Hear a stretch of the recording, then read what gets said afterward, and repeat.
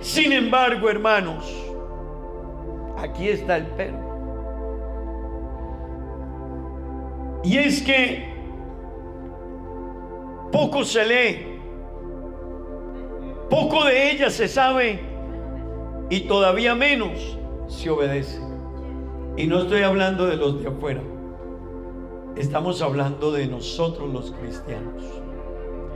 Poco se lee, poco se sabe y todavía menos se obedece. Hermanos, alguien dijo que en cada hogar cristiano hay por lo menos 3 Biblias. La estadística dice que en cada familia cristiana hay por lo menos 3 Biblias. Así que el problema no es por ausencia de Biblia. El problema está en cuánto el ser humano la esté conociendo, quiera saber de ella y quiera llevarla a la práctica.